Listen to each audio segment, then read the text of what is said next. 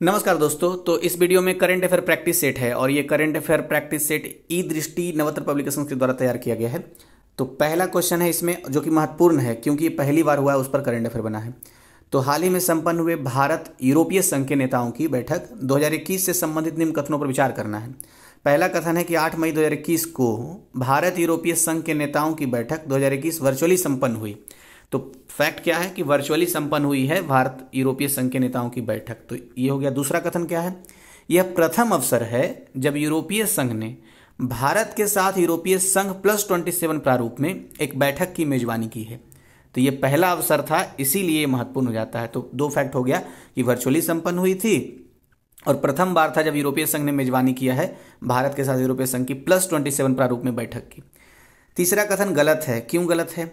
इस बैठक का आयोजन यूरोपीय संघ परिषद के वर्तमान अध्यक्ष बेल्जियम के प्रधानमंत्री की पहल पर की गई है। ये गलत है। क्यों? क्योंकि बेल्जियम के प्रधानमंत्री नहीं इसकी पहल की थी।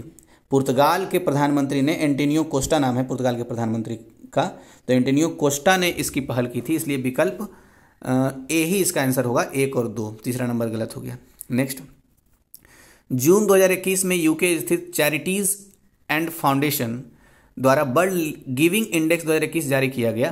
तो इससे संबंधित कथनों पर विचार करना है। तो वर्ल्ड गिविंग इंडेक्स है एक, तो उससे संबंधित पहला कथन है कि इसमें कुल 114 देशों की रैंकिंग प्रदान की गई है।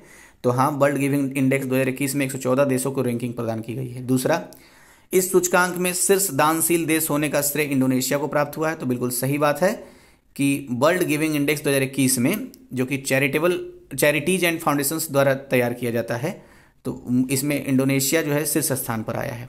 ठीक है। तीसरा जो क्वेश्चन है कि इसमें भारत को 14वां स्थान प्राप्त हुआ है। तो ये भी सही है कि वर्ल्ड गिविंग इंडेक्स में भारत को 14वां स्थान प्राप्त हुआ है। ये सबसे ज़्यादा महत्वपूर्ण फैक्ट है जो क्वेश्चन में ही था कि चैरिटीज एंड फाउंडेशन द्वारा निकाला जाता है वर्ल्ड गिविंग इंडेक्स। ठीक है, तो ये भी एक क्वेश्चन पूछा जा सकता है। तो सारा सही, इसलिए उपयुक्त सभी विकल्प डी इसका सही आंसर हो गया। नेक्स्ट, निम्नलिखित में से किस देश ने हाल ही में मौसम विज्ञान उपग्रह फेंगयुन 4B प्रक्षेपित किया है? तो नाम से ही समझ में आ रहा है फेंगयुन, तो ये चीन का है। तो विकल्प सी इसका सही आंसर है। नेक्स्ट, मई 2021 में विकसित डिपकोवैन क्या है? तो डिपकोवैन एक तरह से कोविड-19 एंटीबॉडी डिटेक्शन किट है। मैं फिर से बोल रहा हूँ, डिपकोवैन क्या है? तो डिपकोवैन कोविड-19 एंटीबॉडी डिटेक्शन किट है। तो विकल्प सी इसका सही आंसर हो गया। नेक्स्ट, किसे उत्तर प्रदेश राज्य मानवाधिकार आयोग का नया अध्यक्ष नियुक्त किया गया है?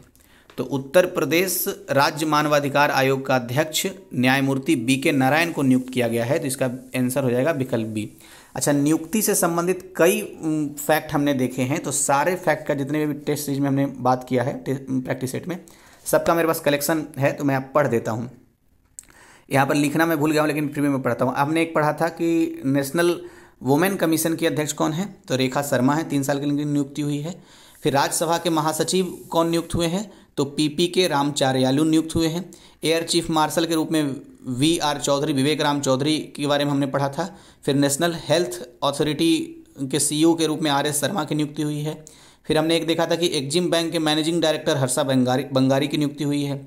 और नेशनल डेयरी डेवलपमेंट बोर्ड यानी कि NDDB के हेड के रूप में मिनेश शाह की नियुक्ति हुई है। और एक और हमने देखा था पिछले वीडियो में कि भारत मुक्केबाजी संघ का अध्यक्ष अजय सिंह को नियुक्त किया गया है। जबकि सबसे खास, जो सबसे महत्वपूर्ण है, यूनाइटेड नेशन जनरल असेंबली के जो 76वां अधिवेशन हुआ था उसके अध्यक्ष अब्दुल्ला शाहिद रहे हैं। तो अंतर्राष्ट्रीय स्तर पर नियुक्ति में ये महत्वपूर्ण फैक्ट था, मैंने सारा दोहरा दिया। और ये वाला जिसमें इस क्वेश्चन में हमने पढ़ा, क्या पढ़ा कि राज्य मानवाधिकार आयोग के नए अध्यक्ष नियुक्त हुए कौन? न्यायमूर्ति BK नारायण। नेक्स्ट, कौन संयुक्त राष्ट्र महासभा के 76वें अधिवेशन के अध्यक्ष नियुक्त हुए हैं? तो अभी हमने बोल दिया था कि अब्दुल्ला शाहिद नियुक्त हुए हैं। तो विकल्प ए इसका सही आंसर है। नेक्स्ट, भारतीय शिक्षक रंजीत सिंह दिसाले किस वैश्विक संगठन में बतौर शिक्षा सलाहकार नियुक्त हुए हैं?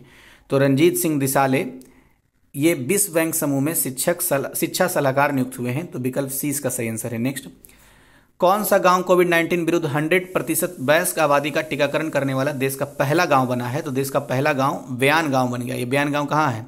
बांदीपुरा डिस्ट्रिक्ट, जम्मू कश्मीर में है। और पहला कोविड-19 के विरुद्ध 100% वयस्क आबादी का टीकाकरण करने वाला गांव बन गया है। नेक्स्ट, हीडलबर्ग सीमेंट ने किस देश में वर्ष 2030 तक विश्व का पहला कार्बन न्यूट्रल सीमेंट प्लांट लगाने की घोषणा की है?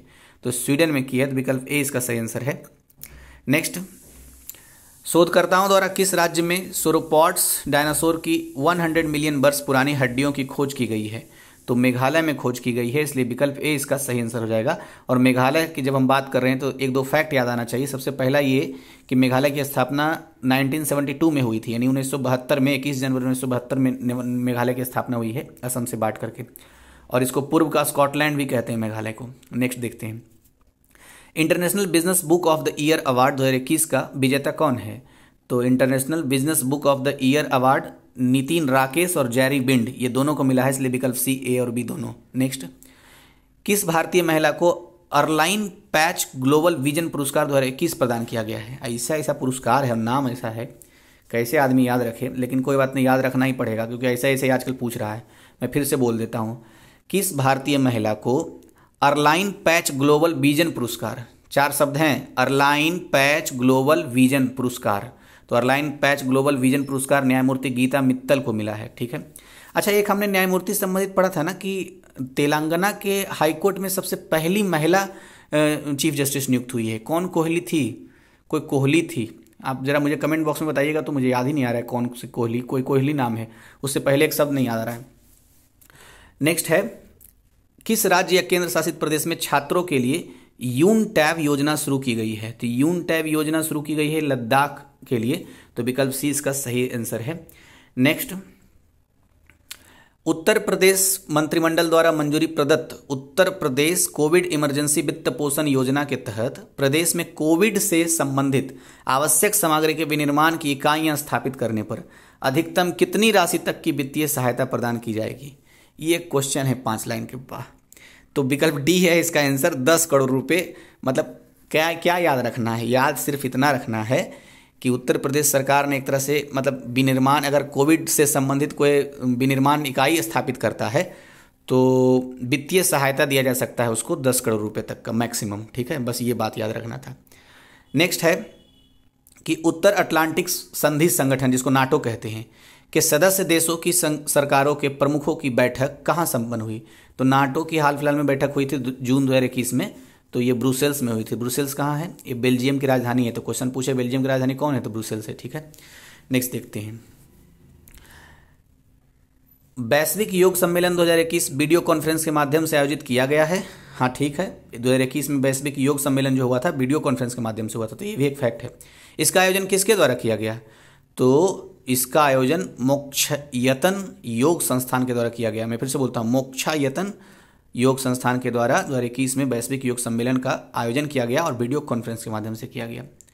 तो विकल्प 20 का सही आंसर था। नेक्स्ट, एशियाई विकास बैंक, जिसको एडीबी भी कहते हैं, ने भारत सरकार के साथ तमिलनाडु में चेन्नई कन्याकुमारी औद्योगिक गलियारे में परिवहन संपर्क में सुधार और औद्योगिक विकास को सुगम बनाने हेतु कितनी राशि ऋण सहायता पर हस्ताक्षर किए हैं? तो $484 मिलियन पर। नेक्स्ट, मतलब $484 मिलियन एडीबी देगा, और किस लिए देगा?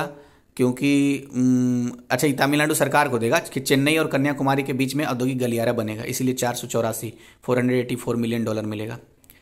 कौन देगा? एडीबी। नेक्स्ट, केंद्रीय गृह मंत्रालय ने भाषण और अभिव्यक्ति से संबंधित अपराधों पर आईपीसी में एक अलग सेक्शन प्रस्तावित करने हेतु किसकी अध्यक्षता में एक समिति का गठन किया है? तो कुलपति नेशनल लॉ यूनिवर्सिटी दिल्ली, तो national law university of Delhi जो हैं उनके कुलपति की अध्यक्षता में ये समिति का गठन किया गया। नेक्स्ट, विश्व खाद्य सुरक्षा दिवस कब मनाया जाता है? तो देखिए दिवस वाला आ गया, विश्व खाद्य सुरक्षा दिवस 7 जून को मनाया जाता है। मैं फिर से बोलता हूँ, विश्व खाद्य सुरक्षा दिवस 7 जून को मनाया जाता है। ठीक है, जून में ही हमने बात किया था कि विश्व बाल श्रम निषेध दिवस मनाया जाता है 12 जून को, मतलब कि विश्व खाद्य सुरक्षा दिवस मनाएंगे, इसके 5 दिन बाद विश्व बाल श्रम निषेध दिवस मनाएंगे। ठीक है, अच्छा, फिर हमने जून में एक और देखा था, international day of family remittance day 16 जून को मनाया जाता है। ठीक है, 11 जुलाई तो आपको याद ही आ रहा होगा, 11 जुलाई विश्व जनसंख्या दिवस, तो ये हम मनाते हैं। और अच्छा, ये तो सारी हमने बात कर ली। नेक्स्ट देखते हैं, अच्छा नहीं, अभी बाद में बात करेंगे इस पर। नेक्स्ट है, पाकिस्तान सुपर लीग 2021 में किस खिलाड़ी को प्लेयर ऑफ द टूर्नामेंट चुना गया है? तो सोहैब मकसूद को प्लेयर ऑफ द टूर्नामेंट चुना गया है पाकिस्तान सुपर लीग में। नेक्स्ट, दिल्ली सरकार ने किसे दिल्ली खेल विश्वविद्यालय का पहला कुलपति नियुक्त किया है? तो ये महत्वपूर्ण करंट अफेयर है। दिल्ली खेल विश्वविद्यालय का पहला कुलपति नियुक्त किया गया है दिल्ली सरकार के द्वारा, और किसको नियुक्त किया है? कर्णम मल्लेश्वरी की नियुक्ति हुई है। नेक्स्ट, राज्य में विश्व का पहला आनुवांशिक रूप से संशोधित रबड़ प्लांट लगाया गया है। तो असम में लगाया गया है, और ये पहला है ऐसा, जो भारत का एक पहला ऐसा राज्य है असम, जहां विश्व का पहला आनुवांशिक रूप से संशोधित रबर प्लांट लगाया गया है। तो विकल्प डी इसका सही आंसर हो गया। नेक्स्ट, अच्छा, असम के मुख्यमंत्री कौन है अभी? आप कमेंट बॉक्स में बताइएगा। किस राज्य सरकार ने राज्य के सभी जिलों में सरकारी नीतिगत फैसलों, प्रशासनिक सुधारों और अन्य कल्याणकारी योजनाओं की निगरानी हेतु 13 अभिभावक मंत्रियों की नियुक्ति करने का निर्णय लिया है? तो असम सरकार ने निर्णय लिया है, और असम सरकार में ही सबसे पहला आनुवांशिक रूप से संशोधित रबर प्लांट लगाया गया है असम मतलब क्षेत्र में। नेक्स्ट है, विश्व स्वास्थ्य संगठन ने भारत में दूसरी लहर के लिए जिम्मेदार कोरोना वायरस के वेरिएंट B.1.617.2 का क्या नाम रखा है? तो डेल्टा नाम रखा है। नेक्स्ट, प्रधानमंत्री नरेंद्र मोदी ने बांग्लादेश की यात्रा पर रहे, अच्छा 26 से 27 मार्च को रहे हैं प्रधानमंत्री नरेंद्र मोदी। इससे संबंधित निम्न कथनों पर विचार करना है। तो कोविड-19 महामारी के प्रारंभ के बाद से यह प्रधानमंत्री की दूसरी विदेश यात्रा थी? जी नहीं, पहली विदेश यात्रा थी, तो इसलिए पहला गलत हो गया। दूसरा लिखा हुआ है, प्रधानमंत्री की यह यात्रा बांग्लादेश मुक्ति संग्राम के 75 वर्ष पूर्ण होने से संबंधित रही है। तो 75 वर्ष था, 75 वर्ष नहीं था। नेक्स्ट लिखा हुआ है कि बंगबंधु मकबरा परिसर में श्रद्धांजलि अर्पित करने के लिए यह किसी विदेशी राज्य प्रमुख की दूसरी यात्रा थी। तो क्वेश्चन पूछ रहा है कि सही कौन सा है? तो पहली बात तो दूसरी यात्रा तो नहीं थी, ये बात तो एकदम बिल्कुल सही है। अच्छा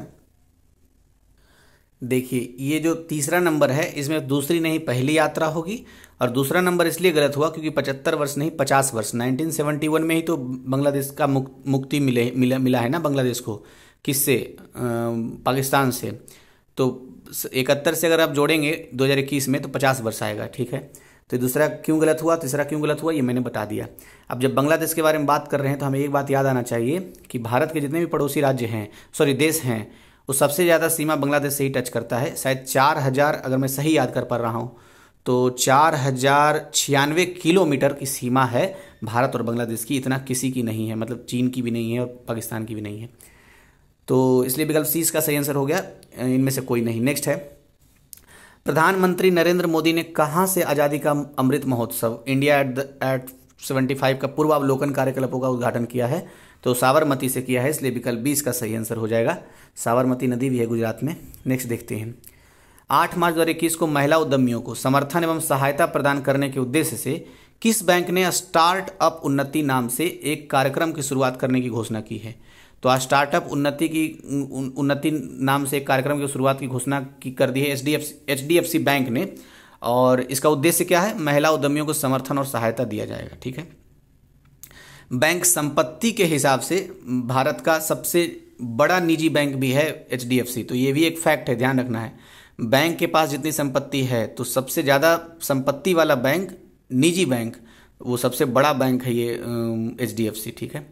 अच्छा, 8 मार्च से याद आया, 8 मार्च को विश्व महिला दिवस मनाया जाता है, और 15 मार्च को क्या मनाया जाता है? विश्व उपभोक्ता दिवस, ठीक है। नेक्स्ट देखते हैं, तो 3 एक्स्ट्रा फैक्ट इसमें मैंने बताए हैं। पहला है कि बैंक संपत्ति के हिसाब से भारत का सबसे बड़ा निजी क्षेत्र का बैंक HDFC है, और 8 मार्च को विश्व महिला दिवस मनाया जाता है, और 15 मार्च को विश्व उपभोक्ता दिवस मनाया जाता है। और इसी महिला दिवस के अवसर पर ये स्मार्टअप उन्नति नामक एक कार्यक्रम की शुरुआत किया गया है HDFC बैंक द्वारा। नेक्स्ट है, किसने डबलिंग लिटरेरी अवार्ड 2021 जीता है? तो डबलिंग लिटरेरी अवार्ड 2021 वालेरिया लुइसेली ने जीता है, और ये मैक्सिको की लेखिका हैं। क्या नाम है इस अवार्ड का? Dublin literary award. और ये लास्ट चिल्ड्रन आर्काइव नाम की कुछ रचना की है इन्होंने, उसी पर इनको अवार्ड मिला है, वालेरिया लुइसेली को। इसमें इस अवार्ड में क्या मिलता है? तो 1 लाख यूरो की राशि मिलती है डबलिन लिटरेरी अवार्ड में। नेक्स्ट, सबसे सेकंड लास्ट क्वेश्चन जो है, केंद्रीय मंत्रिमंडल ने वित्त अधिनियम 2007 के सेक्शन 136B के तहत किए जाने वाले स्वास्थ्य एवं शिक्षा उपकर से प्राप्त होने वाली राशि से स्वास्थ्य क्षेत्र हेतु एक प्रधानमंत्री स्वास्थ्य सुरक्षा निधि बनाने के प्रस्ताव को मंजूरी प्रदान कर दी है। तो कौन सही नहीं है, तो जो सही है सिर्फ उसको पढ़ लेते हैं। तो प्रधानमंत्री स्वास्थ्य सुरक्षा निधि सार्वजनिक खाते में स्वास्थ्य क्षेत्र के लिए एक single non lapsable reserve fund है। तो ये बात सही है, single non lapsable reserve fund होगा। कौन? प्रधानमंत्री स्वास्थ्य सुरक्षा निधि। और इसमें पैसा कहाँ से आएगा? शिक्षा और स्वास्थ्य पर जो उपकर से प्राप्त होता है राशि, उसी से पैसा आएगा इसमें। दूसरा जो सही है विकल्प सी नंबर, स्वास्थ्य एवं शिक्षा उपकर से प्राप्त राशि में से स्वास्थ्य का अंश प्रधानमंत्री स्वास्थ्य सुरक्षा निधि, प्रधानमंत्री स्वास्थ्य सुरक्षा निधि में भेजा जाएगा। तो ये भी सही है। प्रधानमंत्री स्वास्थ्य सुरक्षा निधि को लागू करने और उसके देखभाल की जिम्मेदारी स्वास्थ्य एवं परिवार कल्याण मंत्रालय की होगी। ये भी सही है। बी नंबर गलत था, छोड़ देते हैं, पढ़ते ही नहीं। लास्ट नंबर, भारत निर्वाचन आयोग ने असम, केरल, तमिलनाडु, पश्चिम बंगाल और पुडुचेरी की विधानसभाओं के लिए आम चुनाव 2021 का कार्यक्रम घोषणा की। तो पहला जो कथन है विचार करना है दरअसल, तो सारे कथन सही है। 27 मार्च से 29 अप्रैल तक विधानसभा चुनाव कराया गया है। दूसरा फैक्ट है कि पश्चिम बंगाल में 8 चरण का चुनाव हुआ और ममता बनर्जी तीसरी बार मुख्यमंत्री बनी है और ये एकमात्र महिला मुख्यमंत्री हैं अभी वर्तमान में। तीसरा पॉइंट है असम में 3 चरणों में चुनाव हुआ, ये भी सही है। मतगणना 2 मई 2021 को होगी, मतलब होगी क्या, हो गई, तो ये भी सही है। चारों सही था, इसलिए विकल्प डी सही इसका आंसर है। वीडियो बड़ा अगर बन गया हो तो आप छोटा मतलब बढ़ा लीजिएगा। छोटा कैसे करेंगे? छोटा ऐसे कर सकते हैं बढ़ा करके। वीडियो देखने के लिए थैंक यू। अच्छा लगे तो शेयर कीजिए और सब्सक्राइब कीजिए। धन्यवाद।